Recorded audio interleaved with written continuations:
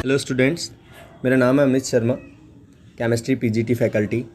आज हम डिस्कस करने वाले हैं क्लास 11th के chapter first basic concept in chemistry.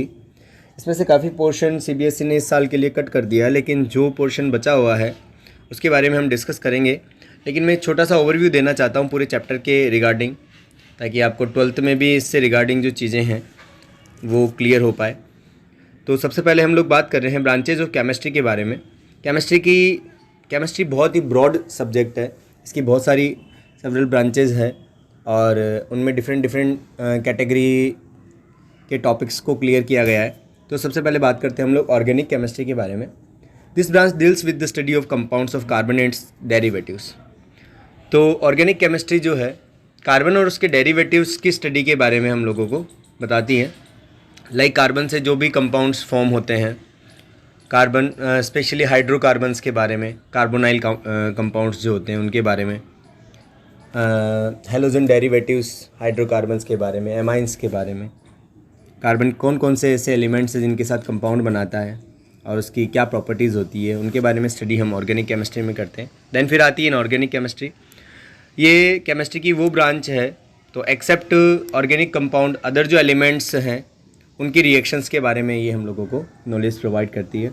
Physical chemistry की वो ब्रांच है जहाँ फंडामेंटल जो फिनोमिनाज यूज़ आते हैं केमिस्ट्री में, जो प्रिंसिपल्स यूज़ आते हैं किसी रिएक्शन को प्रोसीड होने के टाइम पे, क्या क्या फैक्टर है जो किसी केमिकल रिएक्शन को अफेक्ट करते हैं, like temperature, pressure, light concentration, इसके बारे में हम स्टडी करते हैं। देन फिर आती है एनालिटिकल केमिस्ट्री।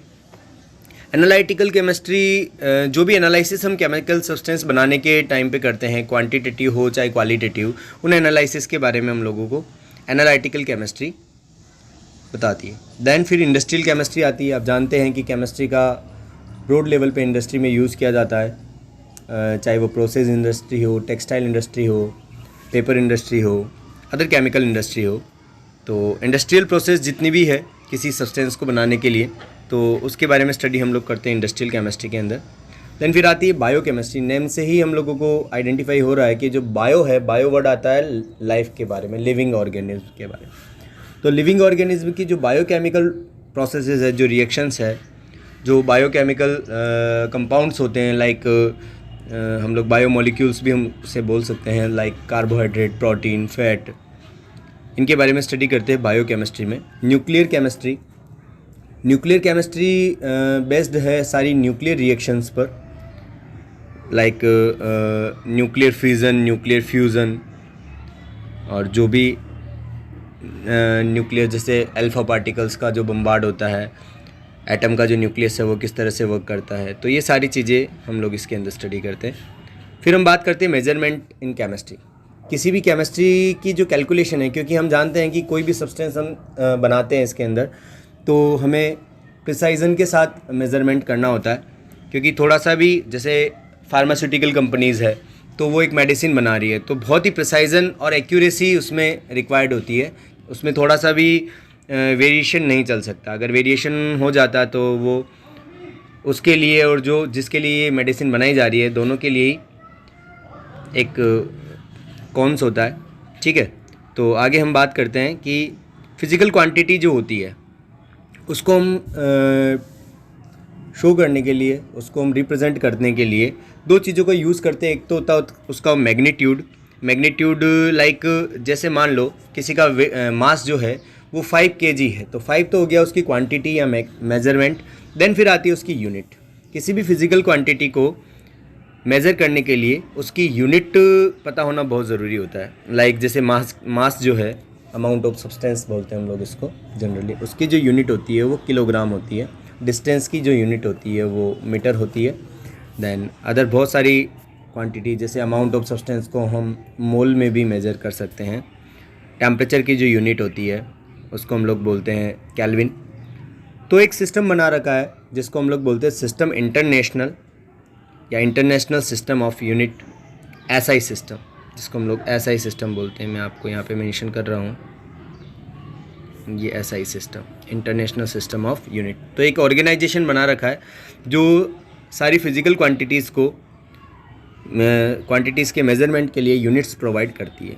यहाँ पे कुछ फिज़िकल क्वांटिटीज़ है, उनका सिंबल है फिर उनके एसआई यूनिट का नेम है, देन उसका सिंबल है। तो सबसे पहले बात करते हैं लेंथ की। तो लेंथ का जो सिंबल है एल है, इसकी एसआई यूनिट मीटर होती है, उसका सिंबल एम है। तो आप देखिए यहाँ पे सारे कुछ है। पहला 7 फिजिकल क्वांटिटी जनरली हम लोग यूज़ करते हैं केमिस्ट्री में। तो जैसे लेंथ हो गया तो इसका सिंबल है, देन इसका यूनिट। मास जो है उसका किलोग्राम होता है यूनिट। टाइम जो है उसका सिंबल टी होता है, और जो ऐसा यूनिट है वो सेकंड होती है, एस इसका सिंबल है। इलेक्ट्रिक करंट, इसको हम लोग आई से रिप्रेजेंट करते हैं, और इसका जो यूनिट है वो ए है। थर्मोडाइनमिक टेम्परेचर, जिसको हम लोग केल्विन में मेज़र करते हैं, उसका जो ऐसा यूनिट है वो के है। अमाउंट ऑफ सब्सटेंस, जिसको अभी मैंने आपको बताया है कि ये एन से रिप्रेजेंट किया जाता है, और इसे हम मोल कहते हैं। और इसकी जो ऐसा यूनिट है ई यहाँ से हटा दिया जाता है, और इसकी ऐसा यूनिट MOL मोल हो जाती है। देन फिर ल्यूमिनस इंटेंसिटी है, इसको IV से हम रिप्रेजेंट करते हैं। इसकी ऐसा यूनिट होती है कैंडेला, CD से इसको रिप्रेजेंट किया जाता है। कंटिन्यू करते हैं। फिर क्योंकि कैलकुलेशंस जब हम लोग यूज़ करते हैं तो जो यूनिट्स आती है, जो वैल्यूज़ आती है, बहुत छोटी वैल्यूज़ आती है। तो उसके लिए हम लोग जनरल जो फॉर्मूला यूज़ करते हैं वो करते हैं बच्चों 10n × 10 की पावर n। इसको हम लोग बोलते हैं साइंटिफिक नोटेशन, कि कोई भी बड़ी यूनिट है, लाइक जैसे मैंने लिख दिया 0.0, छोटी यूनिट है, जैसे ये छोटी यूनिट लिख रहा हूँ मैं 0.00358। तो ये जो यूनिट है कैलकुलेशन में थोड़ी डिफ़िकल्ट होती है, तो इसको हम लोग शॉर्ट करने के लिए इसको ऐसे भी लिख सकते हैं कि ये जो वैल्यू है यहाँ पे हम लोगों ने 10 की पावर 0 लिख दिया। 10 की पावर 0 का मीन होता है 1। अगर आप डेसिमल को राइट साइड में शिफ्ट करते हो तो पावर जो है वो कम हो जाती है, और डेसिमल को अगर लेफ़्ट साइड में शिफ्ट करते हो तो पावर जो है वो इंक्रीज़ हो जाती है। तो यहाँ हम डेसिमल को शिफ्ट कर रहे हैं 1 2 3 4 डिजिट शिफ्ट कर रहे हैं, और यहाँ पे हमारे पास वैल्यू आ जाएगी। ये मैंने इसको इरेज किया, और यहाँ पे आपके पास वैल्यू आ गई 3.5 × 10 की पावर -4, क्योंकि हम लोगों ने 4 डिजिट इसको शिफ्ट किया था। अब सवाल आता है कि 3.5 ही क्यों रहा। तो यहाँ मैंने इसको साइंटिफिक नोटेशन की फॉर्म में लिखा n × 10 की पावर n। तो n की जो वैल्यू होती है वो 1 to 10 के बिटवीन होनी चाहिए, और देन फिर 10 के ऊपर जो n लगा हुआ वो होता है उसकी पावर। तो ये आपको क्लियर हो जाना चाहिए कि मैंने जो छोटी वैल्यू थी उसको n × 10 की power n, it means scientific notation की फॉर्म में लिखा है। अगर मान लो कोई बड़ी यूनिट है, बड़ी वैल्यूज़, लाइक इसी को हम लोग ऐसे कर देते हैं 358.069। तो ये भी कैलकुलेशन में थोड़ी सी डिफ़िकल्टी होती है, तो इसको भी हम लोग शॉर्ट में लिखते हैं, साइंटिफिक नोटेशन की फॉर्म में लिखते हैं। तो कैसे लिखेंगे कि अब यहाँ हम लोगों को ये मेंशन करना है कि ये 10 की पावर 0 है। अब आप पॉइंट जो है, ये डेसिमल जो है इसका, इसको लेफ़्ट साइड में शिफ्ट करोगे तो 2 नंबर्स आपने शिफ्ट किया, तो ये हो गया 3.58 × 10 की पावर। क्योंकि मैंने अभी समझाया था आप लोगों को, लेफ़्ट साइड में अगर शिफ्ट करते हो तो जो पावर है वो इंक्रीज़ हो जाती है बाय 2 नंबर, 2, क्योंकि 2 नंबर आपने 2 डिजिट इसको लेफ़्ट साइड में शिफ्ट किया। तो ये जो वैल्यू है वो साइंटिफिक नोटेशन हो गया इसका 3.58 × 10 की पावर 5। तो इस तरह से हम लोग जो बड़ी यूनिट्स है या छोटी यूनिट्स है उसको साइंटिफिक नोटेशन की फॉर्म में लिखते हैं। इसके अलावा में जो मेजरमेंट यूज़ करने पड़ते हैं वो बहुत माइनर नंबर्स होते हैं, बहुत मिनिमम नंबर्स होते हैं। तो उसके लिए भी कुछ प्रीफिक्स दिए गए हैं और उसके सिंबल दिए हैं, और उसकी वैल्यू भी लिख रखी है कि इस वैल्यू से हम लोग उसको मल्टीप्लाई कर सकते हैं। लाइक केमिस्ट्री में जनरली ये वैल्यूज़ ज़्यादा काम आती है, या मैं मेंशन कर रहा हूँ ये जो वैल्यूज़ है ये केमिस्ट्री में बहुत ज़्यादा यूज़ में ली जाती है। तो सबसे पहले बात करते हैं हम लोग डेसी। डेसी का सिंबल है D, और इसका जो सब मल्टीपल है कि अगर कहीं डेसी लिख रखा है तो आप लोग 10 की पावर -1 से उसको मल्टीप्लाई करोगे। तो हम लोग इसको इजीली लर्न कर सकते हैं डेसी, सेंटी, मिली, माइक्रो, नैनो, पिको, फेम्टो और एटो। तो एटो तक तो आने की ज़रूरत नहीं पड़ती है, आप लोगों को पिको ही सफिशिएंट होता है। यहाँ तक कम से कम आप लोगों को लर्न होना चाहिए। तो सिंपली याद कर लेते हैं इसको, डेसी, सेंटी, मिली, माइक्रो, नैनो, पिको। तो 3 तरीके से हम लोग इस 2 राउंड में इसको याद कर सकते हैं, डेसी, सेंटी, मिली, माइक्रो, नैनो, पिको। देन अगर पावर पॉजिटिव में जाती है तो जो 10 की पावर 1 है उसको बोला जाता है डेका। 10 की पावर जो 1 है उसको बोला जाता है डेका, इट मीन्स 10 को तो बोला जाता है डेका। फिर हेक्टो, किलो, मेगा, गीगा, टेरा, पेटा, हेक्सा। तो जैसा कि मैंने ये बताया इसमें भी टेरा तक आप लोगों को कम से कम लर्न होना चाहिए। अब ये तो इम्पोर्टेंट है, यही ये लर्निंग थिंग है, तो इसको आपको लर्न ही करना पड़ेगा और इनके सिंबल जो है आपको आने चाहिए। लाइक जैसे मैंने लिखा है कि कहीं पे कि 1 nanometre, what is the 1 nanometre, तो यहाँ मैंने लिखा है 1 नैनोमीटर, 1 नैनोमीटर। इसका मतलब होता है कि 10 की पावर, नैनो का मतलब होता है -9, जैसा कि हम लोग पीछे देख चुके हैं। तो 1 नैनो की जगह मैंने जो सुटेबल मल्टीपल है वो लिख दिया 10 की पावर -9, और मीटर मीटर ही रहेगा, तो 1 नैनोमीटर इज इक्वल टू 10 की पावर -9 मीटर होता है। तो ये जो चीज़ें हैं ये हम लोगों को यूज़ करनी पड़ती है केमिस्ट्री की कुछ कैलकुलेशन के। अब इसमें एक इम्पोर्टेंट थिंग ये भी है कि आप यूनिट्स को कैसे कन्वर्ट कर सकते हो। जैसे आपके पास वैल्यू है 8.5 इंटू 10 की पावर, ऐसे कर दीजिए आप 8.5 नैनोमीटर को आपको चेंज करना है पिकोमीटर में। जैसे कन्वर्जन आपको पूछ लिया जाए कि 8.5 नैनोमीटर को आप पिकोमीटर में कन्वर्ट करो, तो बहुत ही सिंपल सी ट्रिक है इसको कन्वर्जन की, कि आप नैनोमीटर का मीन जानते हैं कि 8.5 जो वैल्यू है वो तो वही सेम रहती है। नैनोमीटर का मीन जानते हैं आप, ये होता है 10 की पावर -9, जानते हैं आप अच्छे से। ओके, देन जिसमें कन्वर्ट करना है उससे आपको डिवाइड करना है। जैसे मान लो पिकोमीटर में कन्वर्ट करना, तो ये 10 की पावर -12, पिकोमीटर का मीन होता है 10 की पावर -12, तो इससे आप डिवाइड कर दें। तो ये जो वैल्यू है ये जैसे ही आप या तो इसका बेस सेम ले लो और फिर डिवाइड में है तो आप माइनस कर दो, तो माइनस माइनस प्लस हो जाएगा। तो आप सिंपल तरीका बताता हूँ मैं आपको कि इसको आप इस वैल्यू को जो नीचे है उसको ऊपर लेके आ जाओ, तो ये हो जाएगी 10 की पावर 12। अब आप देखिए कि 10 की पावर 12 में से 10 की पावर -9 को माइनस करेंगे तो 10 की पावर 3 रह जाएगा, ठीक है। तो ये हो जाएगा आपके पास 8.5 इंटू 10 की पावर 3, तो आपके पास आंसर आ जाएगा 8.5 इंटू 10 की पावर 3। बहुत सिंपल सा कॉन्सेप्ट है कि जिसमें भी आपको कन्वर्ट करना है, पहले तो जिसको कन्वर्ट करना है उसका पूरा प्रीफिक्स और सुटेबल मल्टीपल आपको लिखना पड़ेगा, देन फिर जिसमें कन्वर्ट करना है उससे आपको डिवाइड करना है, तो आपके पास कन्वर्जन की जो फाइनल वैल्यू है वो आ गई। तो आपने पिकोमीटर में कन्वर्ट किया, तो ये जो आंसर आया है ये पिकोमीटर में आया। तो आई होप कि आप ये चीज़ समझ पाए होंगे। ओके, देन आगे हम डिस्कस करते हैं। कुछ डेरिवेटिव्स लिख रखे हैं कि एरिया क्या होता है। आप जानते हैं लेंथ इंटू ब्रेथ को हम लोग एरिया बोलते हैं। इसकी जो यूनिट होती है, लेंथ की यूनिट भी मीटर होती है, एरिया की भी जो ब्रेथ है वो भी मीटर होती है। तो एरिया की जो कंबाइंड यूनिट है वो मीटर स्क्वायर हो गई। ऐसे ही वॉल्यूम की जो यूनिट होती है वो मीटर क्यूब होती है। डेंसिटी क्या होता है? डेंसिटी होता है मास पर यूनिट वॉल्यूम। डेंसिटी होता है मास पर यूनिट वॉल्यूम। और मैं यहाँ पे फिर से मेंशन कर रहा हूँ कि यूनिट वॉल्यूम में अगर किसी सब्सटेंस का जो मास है या अमाउंट है उसको ही हम लोग डेंसिटी से रिप्रेजेंट करते हैं। अब हम ये जानते हैं कि मास की जो एसआई यूनिट होती है वो किलोग्राम होती है और वॉल्यूम की जो एसआई यूनिट होती है वो मीटर क्यूब होती है। अभी हम लोगों ने यहाँ पे ये देखिए, वॉल्यूम की जो एसआई यूनिट होती है मीटर क्यूब होती है, तो डेंसिटी की जो एसआई यूनिट है वो हो जाएगी केजी पर मीटर क्यूब। तो यहाँ थोड़ा सा इन्होंने गड़बड़ कर रखी है, यहाँ ये -3 आएगा। अगर आप पर मीटर क्यूब नहीं लिख रहे हो तो -3 लिखोगे। ओके जी। देन स्पीड आप जानते हैं डिस्टेंस पर यूनिट टाइम होता है, तो मीटर पर सेकंड हो गई। एक्सेलरेशन आप जानते हैं, फोर्स, ये सारे फॉर्मूले हम लोग पढ़ चुके हैं। कुछ कन्वर्जन्स के बारे में बता रखा। टेम्परेचर, टेम्परेचर के बारे में मैं थोड़ा सा आपको बता दूं कि टेम्परेचर होता है degree of hotness and coldness, कि कोई चीज़ कितनी गर्म है या कितनी ठंडी है तो वो हम लोग पता लगाएंगे टेम्परेचर के थ्रू। तो टेम्परेचर की बहुत सारी यूनिट्स होती है, जिसमें से अभी आपको बताया कि ऐसा ही जो यूनिट होती है वो केल्विन होती है। तो कोई भी यूनिट हो तो उसको केल्विन में कन्वर्ट करना ज़रूरी होता है, पर इसको मेजरमेंट की बहुत सारी स्केल होती है, like degree Celsius, degree Fahrenheit. तो आपको कन्वर्जन आना चाहिए कि डिग्री सेल्सियस को अगर आपको केल्विन में कन्वर्ट करना है, डिग्री सेल्सियस को केल्विन में, तो बहुत सिंपल सी ट्रिक है। आपको एक पर्टिकुलर वैल्यू जो है, लाइक ये हो गया आपके केल्विन, जैसे केल्विन में आपको तो डिग्री सेल्सियस प्लस एक पर्टिकुलर वैल्यू से इसको 273.15 से प्लस करना पड़ता है। यहाँ पे आपको डिग्री सेल्सियस में कन्वर्ट करना तो उल्टा हो जाएगा, तो degree Celsius is equal to हो जाएगा केल्विन -273.15। तो ये बहुत ही सिंपल सी ट्रिक है और सिंपल सा कन्वर्जन है।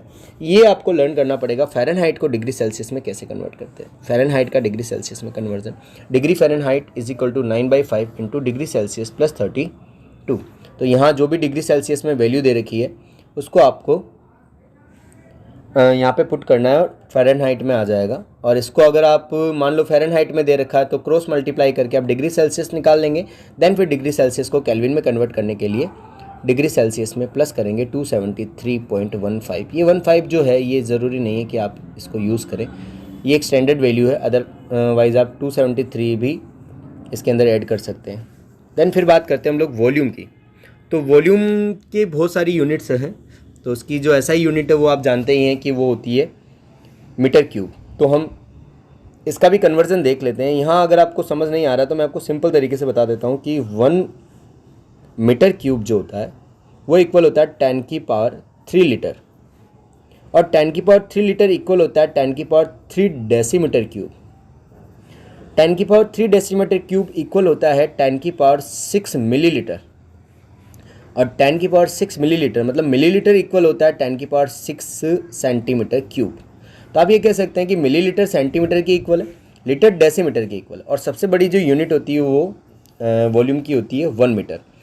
एक सिंपल सी चीज़ से हम समझ सकते हैं कि मान लो कोई आपके पानी की टंकी है, ओके, पानी की टंकी है, ऊपर पानी भरते हैं तो वो टंकी है, तो उसमें उसकी जो लेंथ है वो है 1 मीटर, ब्रेथ है उसकी 1 मीटर, और जो मोटाई है, जो विड्थ है उसकी, आप ये भी बोल सकते हो, वो भी 1 मीटर है। तो उसका जो वॉल्यूम है वो हो जाएगा 1 मीटर क्यूब। और आप ये कह सकते हो कि उस टंकी में आप 1000 लीटर वाटर को फिल कर सकते हो। तो ये एक वॉल्यूम की कुछ यूनिट्स के बारे में मैंने आपको बताया, यहाँ पे कन्वर्जन्स भी आपको लिख रखे हैं। अब हम बात करते हैं एनर्जी। एनर्जी की जो SI यूनिट होती है वो जनरली होती है जूल, लेकिन एनर्जी की और भी कुछ यूनिट्स हम लोग केमिस्ट्री में यूज़ करते हैं। आगे फर्दर कुछ चैप्टर्स पढ़ेंगे तो उसमें आपको क्लियर होगा कि जूल के अलावा हम लोग और भी कुछ यूनिट यूज़ करते हैं, जैसे कि कैलोरी, ये तो आपने सुना ही होगा कैलोरी। तो 1 कैलोरी होता है 4.184 जूल, या आप इसको 4.2 जूल भी कंसिडर कर सकते हैं, 4.2 जूल अप्रोक्स कंसिडर कर सकते हैं। तो ये हो गई आपके 1 कैलोरी। तो ये भी कुछ यूनिट होती है एनर्जी की। SI यूनिट एक ही होती है, उसको हम लोग बोलते हैं जूल। एक और यूनिट होती है जो हम लोग बहुत ज़्यादा यूज़ करते हैं, जो बहुत छोटी यूनिट है। जूल बड़ी यूनिट होती है क्योंकि हमारे पास जो हम लोग कैलकुलेशंस में यूज़ करते हैं, या हम इलेक्ट्रॉन जैसे पार्टिकल्स की एनर्जी देखते हैं तो उनकी एनर्जी बहुत मिनिमम होती है, तो उसको जूल को फिर आपको इलेक्ट्रॉन वोल्ट में कन्वर्ट करना होता है। तो 1 electron volt is equal to 1.6 into 10 की पावर -19 जूल। -19 दे रखा, तो आपको ये कंसिडर करना है कि जूल बड़ा है और इलेक्ट्रॉन वोल्ट छोटा है। तो ये भी एक एनर्जी की यूनिट होती है, इलेक्ट्रॉन वोल्ट। तो दोनों का जूल में कन्वर्जन आपको आना चाहिए। फिर बात करते हैं हम लोग प्रेशर के बारे में। तो प्रेशर की जो SI यूनिट होती है वो होती है पास्कल। SI यूनिट जो होती है वो होती है पास्कल। ये देखिए आपके सामने मेंशन कर रखा है, ये पास्कल। लेकिन हम लोग जो केमिस्ट्री में रिएक्शंस देखते हैं वो जनरली एटमॉस्फेयर की प्रेजेंस में देखते हैं, क्योंकि सारी जो रिएक्शन होती है वो एटमॉस्फेयर पे होती है, ओके। देन तो हम उसकी एक और यूनिट मेंशन करते हैं, वो है 1 एटमॉस्फेयर। तो 1 एटमॉस्फेयर होती है 760 टोर के इक्वल। 760 टोर का मीन होता है 760 mm of Hg, millimetre of Hg, और मिलीमीटर को आप सेंटीमीटर में कन्वर्ट कर दोगे तो 76 सेंटीमीटर ऑफ Hg हो जाएगा। देन फिर इसको पास्कल में कन्वर्ट किया जाता है। इन शॉर्ट आप ये कह सकते हैं कि 1 एटमॉस्फेयर जो है 1.01 इंटू 10 की पावर 5 पास्कल के इक्वल होता है। तो ये आप लोगों के मैंने क्लियर कर दिया कुछ बेसिक यूनिट्स जो आपके केमिस्ट्री और फिजिक्स दोनों में काम आएंगे। देन फिर हम बात कर रहे हैं सिग्निफिकेंट फिगर्स के बारे में। सिग्निफिकेंट फिगर्स वो मीनिंगफुल नंबर्स होते हैं, वो मीनिंगफुल डिजिट्स होती है जो हम लोग केमिस्ट्री में कैलकुलेशंस में यूज़ करते हैं, ओके। तो ये केमिस्ट्री के सारे प्रिसाइजन और मेजरमेंट में यूज़ ली जाती है। लेकिन इनको आइडेंटिफाई कैसे करेंगे कि बहुत बड़ी डिजिट अगर आपको सामने दे रखी है तो आप कैसे आइडेंटिफाई करोगे कि इसमें से सिग्निफिकेंट फिगर कौन सा है या कितने सिग्निफिकेंट फिगर होंगे, ओके। तो यहाँ कुछ रूल्स लिख रखे हैं, ये आपको पढ़ने हैं और आपको रूल्स लर्न होने चाहिए। मैं आपको हल्का सा आइडिया दे देता हूँ कि किस तरह से इसको लर्न किया जाता है कि all non zero digits are significant figure. First जो रूल है कि सारी जो नॉन जीरो डिजिट्स होती है उनको हम लोग सिग्निफिकेंट फिगर काउंट करते हैं। लाइक सेकंड नंबर का जो एग्जांपल है देखिए 243.2, 243.2। तो आपको पता है यहाँ पे एक भी जीरो नहीं आ रहा है, तो सारी नॉन जीरो डिजिट जो होती है वो सिग्निफिकेंट फिगर होती है। आप ये कह सकते हो यहाँ पे 4 सिग्निफिकेंट फिगर होते हैं, ओके। देन हम आगे डिस्कस करते हैं कि a zero become significant figure if it appear between two non zero digit. अगर कोई जीरो दो नॉन जीरो डिजिट के बिटवीन आता है तो उसको भी हम सिग्निफिकेंट फिगर काउंट करते हैं। अगर जीरो दो नॉन जीरो डिजिट के बिटवीन आ रहा है तो उसको भी हम लोग सिग्निफिकेंट फिगर काउंट करेंगे।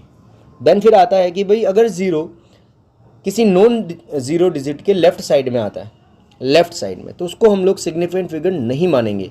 ये आपको बहुत इंपॉर्टेंट चीज़ मैंने बताई है, तो ये थोड़ा सा ध्यान रखें कि ये जो नंबर है, ये डिजिट देखिए, ये डेसिमल के इधर जीरो आ रहा है तो इसको आप सिग्निफिकेंट फिगर नहीं मानेंगे। आप ये कह सकते हो कि 5 है, ये नॉन 5 है तो ये नॉन जीरो डिजिट है, तो इसके लेफ्ट साइड में अगर कोई ज़ीरो आता है तो उसको सिग्निफिकेंट फिगर नहीं माना जा सकता है। ठीक है जी। और ये देखिए आप नेक्स्ट नंबर आपका 0.054। तो यहाँ देखिए कि लेफ़्ट साइड में 5 के लेफ़्ट साइड में 2 ज़ीरो आ रहे हैं तो इसको आप सिग्निफिकेंट फिगर नहीं मानेंगे। सिर्फ 5 और 4 ही सिग्निफिकेंट फिगर है। तो यहाँ पे लिख रखा है, मेंशन कर रखा है कि 2 सिग्निफिकेंट फिगर यहाँ पर आपको कंसिडर करने हैं। ठीक है जी। तो आगे हम इसको कंटिन्यू करते हैं। ये थोड़ा सा डिस्टर्बेंस हो रहा है। ओके। ट्राइलिंग जीरो और the zeros placed to the right of the decimal are significant. कि अगर किसी डेसिमल के आगे कोई ज़ीरो आ रहा है तो उसको सिग्निफिकेंट फिगर माना जाएगा। ये बहुत इंपॉर्टेंट लाइन है कि लेफ्ट में नहीं माना जाता, लेकिन राइट में अगर आ रहा है तो उसको सिग्निफिकेंट फिगर माना जाएगा। 431.0 या 432.00, तो यहाँ एक ज़ीरो आ रहा है लेकिन राइट साइड में आ रहा है, नॉन ज़ीरो डिजिट के राइट साइड में, तो इसको माना जाएगा। तो कितने हो गए? 4 सिग्निफिकेंट फिगर हो गए। यहाँ देखिए टोटल 5 सिग्निफिकेंट फिगर होते हैं इसके अंदर, क्योंकि ये दो ज़ीरो जो है वो नॉन ज़ीरो डिजिट के राइट साइड में प्लेस्ड है। तो आई होप कि आप समझ पा रहे होंगे। If number ends in zero but these zeros are not to the right of the decimal point. अगर कोई ज़ीरो डेसिमल पॉइंट के राइट में नहीं है तो उसको आप सिग्निफिकेंट फिगर नहीं मानोगे। आप ये कह सकते हो कि जैसे मान लो एक नंबर है आपके पास 11400, तो हम, क्योंकि मैंने आपको बताया कि इसको साइंटिफिक नोटेशन में अगर मुझे लिखना है तो मैं किस फॉर्म में लिखूंगा इसको। मान लो इस फॉर्म में लिखा मैंने, ये देखिए आपको इस फॉर्म में लिखा है मैंने इसको। तो यहाँ अगर ऐसी कोई वैल्यू दे रखी है आपको, ये थोड़ा सा मैं इसको और अच्छे क्लियर कर देता हूँ। ये ऐसी कोई वैल्यू दे रखी है विच इज़ 3 सिग्निफिकेंट फिगर। तो यहाँ ध्यान से देखिए कि जो ज़ीरो है उसको मैंने पावर में लिख दिया है। ओके, तो जो पावर में, मतलब पावर इन द सेंस यहाँ पे डेसिमल के बाद में कोई भी ज़ीरो नहीं आ रहा है। ठीक है, डेसिमल के बाद में सारी नॉन ज़ीरो डिजिट है, बाकी पावर लिख रखी है। तो यहाँ सिग्निफिकेंट फिगर जो है वो 114 मीन्स 3 सिग्निफिकेंट फिगर। लेकिन ज़रा इसको देखिए आप, अगर यही वैल्यू आपको इस फॉर्म में लिखी हुई है, ये वाली फॉर्म जो है, ये देखिए आप, यहाँ पे 10 की पावर 4 तो है ही, लेकिन साथ में इस वाली डिजिट को देखें तो मतलब आपको ये मान के चलना है कि जो पावर में जो होती है 10 की पावर्स जो होती है उसको आपको सिग्निफिकेंट फिगर काउंट नहीं करना है। इसके अलावा जो चीज़ है उसमें आपको देखना है कि ज़ीरो कहाँ आ रहा है। तो डेसिमल के राइट साइड में ज़ीरो आ रहा है तो आप इसको सिग्निफिकेंट फिगर काउंट करोगे। तो यहाँ देखिए 1140, तो चारों नंबर सिग्निफिकेंट फिगर में काउंट होंगे। तो यहाँ पे 4 सिग्निफिकेंट फिगर इसके अंदर हम यूज़ कर सकते हैं। तो ये आई होप कि आपको समझ आया होगा। Then non significant figure in the measurement are round off. Okay, अब इसको राउंड ऑफ कैसे किया जाता है? राउंड ऑफ का भी कुछ रूल्स है जो हम लोगों को लर्न होने चाहिए कि अननेसेसरी जो नंबर्स होते हैं उसको हम लोग रिमूव कर देते हैं। अननेसेसरी नंबर को रिमूव करना बहुत ज़रूरी होता है। ठीक है जी। तो पहले बात करते हैं हम लोग कि लास्ट डिजिट। देखिए आपकी लास्ट डिजिट क्या है। तो लास्ट डिजिट है यहाँ पर, फर्स्ट रूल ये कि लास्ट डिजिट अगर 5 से लेस है, कम है, तो ये देखिए 4 5 से कम होता है, तो उसको हम लोगों को रिमूव कर देना चाहिए। और हम ये मानते हैं, हम ये कंसिडर करते हैं कि जो डेसिमल के बाद में 2 नंबर ही होने चाहिए केमिस्ट्री में, ताकि कैलकुलेशन इजी हो जाए। तो तब तक हम लोग उसको राउंड ऑफ करते रहते हैं। तो थोड़ा सा इसको मैं आपको और क्लियर कर देता हूँ कि यहाँ जो लास्ट नंबर है वो है 4, जो कि 5 से लेस है। अगर 5 से लेस नंबर होता है तो उसको हम लोग रिमूव कर देते हैं। उससे पहले वाला जो नंबर होता है उसको अनचेंज रखते हैं। लेकिन सवाल ये आता है कि उससे पहले वाला नंबर 5 से ज़्यादा होना चाहिए। तो यहाँ देखिए लास्ट नंबर जो है, लास्ट जो डिजिट है वो है 4, तो यहाँ पे 4 को रिमूव कर दिया। लेकिन इससे पहले वाला नंबर भी क्या है, 2 है, जो भी 5 से लेस देना है। तो इसको भी हम लोग क्या कर देंगे, रिमूव कर देंगे और उससे पहले वाले नंबर को अनचेंज्ड रखेंगे अगर वो 5 से ज़्यादा है। तो यहाँ पे जो राउंड ऑफ करके जो वैल्यू आएगी वो आएगी 5.67। तो 2 डिजिट तक हम लोगों को राउंड ऑफ करना होता है। तो बहुत सिंपल सी चीज़ है, ये मैं आपको और क्लियर कर देता हूँ। थोड़ा सा ये नंबर थोड़ा बड़ा दे रखा है और ये डेसिमल है। यहाँ पे थोड़ा सा आप ये मान के चले कि ये जो चीज़ है ये कॉमा नहीं है, डेसिमल है। ये जो है ये यहाँ पे डेसिमल है। ओके, तो मैं यहाँ पे कुछ एक इस वैल्यू को मैं ऐसे कर देता हूँ कि 5.264। ओके, ऐसे मैंने कर दिया। तो ये देखिए लास्ट डिजिट जो है ये 4 है, ये 5 से लेस देन है। तो जो अगर 5 से लेस देन डिजिट रहती है लास्ट डिजिट, तो आप उसको क्या कर दोगे, रिमूव कर दोगे, हटा दोगे, और उससे जो प्रीवियस नंबर है, उससे जो प्रियर नंबर आ रहा है उसको आप अनचेंज रखोगे। Prior number remains unchanged. तो ये आपको समझ में आ गया कि ये हो गया आपके राउंड ऑफ। बहुत ही सिंपल तरीका होता है कि लास्ट डिजिट अगर 5 से कम है तो उसमें आपको उस डिजिट को हटा देना है और उससे पहले वाली जो डिजिट है उसको अनचेंज रखना है। If the last digit is more than 5 means ये देखिए आप यहाँ देखिए आप ये वाली डिजिट देखिए, ये देखिए लास्ट डिजिट देखिए 6 है, तो ये 5 से ज़्यादा है। तो 5 से ज़्यादा है तो अब ऑब्वियसली आपको क्या करना पड़ेगा, इससे जो पहले जो नंबर आ रहा है उसको आपको क्या करना पड़ेगा, उसको हटा के पहले वाले नंबर में 1 प्लस करना पड़ेगा। इसमें ऐसा है कि लास्ट डिजिट अगर 5 से ज़्यादा आती है, एक मिनट, ये जो लास्ट डिजिट है ये अगर 5 से ज़्यादा है तो आपको इसको तो हटाना है और इससे पहले वाली डिजिट में 1 प्लस कर देना। तो ये देखिए आप कि ये आपने राउंड ऑफ कर दिया एक बार, जितना भी हो पाता है राउंड ऑफ। तो 6 को आपने हटा दिया और 2 में 1 प्लस कर दिया तो क्या हो गया, 3 हो गया, 3 हो गया। तो सफिशेंट होता है कि अगर एक बार में राउंड ऑफ हो रहा है तो आप उसको जो नंबर है उसको फिर एक बार राउंड ऑफ करके, बार बार हम लोग राउंड ऑफ नहीं करते हैं। तो अगर मोर देन 5 है तो ये थोड़ा सा आपको ध्यान रखना है कि एक बार उसमें से उस नंबर को तो हटा दिया जाता है और उससे पहले वाले नंबर में 1 प्लस कर दिया जाता है, ठीक है। Then if what happen when last number is 5। देखो मैं आपको फिर से रिकॉल करवा रहा हूँ, बहुत ही ईजी है कि अगर लास्ट नंबर 5 से लेस देन है तो उस नंबर को हटा दिया जाता है और उससे प्रीवियस नंबर को अनचेंज रखा, उसमें कोई चेंज नहीं किया जाता। देन फिर अगर हम बात करते हैं कि अगर लास्ट डिजिट 5 से मोर है, मोर देन 5, तो remove that number and add 1 in the previous number. Okay, तो इस तरह से हम लोग इसको चेंज करते हैं। और what happen if last digit is 5, अगर 5 होगा तो उसमें हम लोग क्या करेंगे, तो उसमें हम लोगों को ये देखना पड़ेगा कि 5 से लेस देन 5 अगर है तो ये आ गया जी भैया आपके, ये थोड़ा सा आपको समझना पड़ेगा, एक बड़ा सा नंबर दे रखा है, ये देखिए ये बड़ा सा नंबर दे रखा है, लेकिन इसमें पहली बात तो लास्ट डिजिट 5 नहीं है, इसमें लास्ट डिजिट 4 है। तो मैंने आपको समझाया कि 4 है तो आपको उसको हटाना पड़ेगा। उससे पहले वाली जो डिजिट है उसको देखिए आप, ये भी 2 है तो इसको भी आपको रिमूव करना पड़ेगा। अब देखिए कि आपके पास लास्ट डिजिट बची है 2.35, मतलब लास्ट डिजिट बची है 5। तो कहाँ तक आप राउंड ऑफ कर सकते हैं, तो यहाँ पे 5 बची, ठीक है, कोई प्रॉब्लम नहीं, आप चाहो जितनी राउंड ऑफ कर सकते हो, आप चाहो तो उसको आप जहाँ तक राउंड ऑफ कर रहे हो बस रूल्स से ही राउंड ऑफ करना है, ठीक है। तो लास्ट डिजिट देखिए आप 5 है, 5 से अगर प्रीवियस जो डिजिट है अगर वो इवन है तब उसमें कोई चेंज नहीं किया जाता। और अगर ये ओड है, ये देखिए ओड नंबर है, 3 ओड नंबर है, तो उसमें 1 प्लस कर दिया जाता है। तो फाइनली 5 को हटा देंगे और इसका जो राउंड ऑफ आएगा वो कितना आएगा, 2.4। ये देखिए 2.4 आ रहा है। और इससे पहले आप देखिए ये वाला नंबर, ये वाला नंबर देखिए आप, तो यहाँ पे देखिए 1 अननेसेसरी नंबर है, तो वैसे भी 5 से कम है तो इसको हटा ही दिया जाएगा। फिर लास्ट डिजिट देखिए आप 7.45, तो लास्ट डिजिट 5 है और इससे पहले वाला जो नंबर है, इससे प्रीवियस जो नंबर है ये है इवन नंबर। तो हम ये कह सकते हैं कि 5 तो रिमूव हो ही जाएगा, लेकिन इवन नंबर जो होता है रिमेंस अनचेंज्ड। ओके, तो I hope you can understand कि how can we round off the significant figure and how can we identify the significant figure।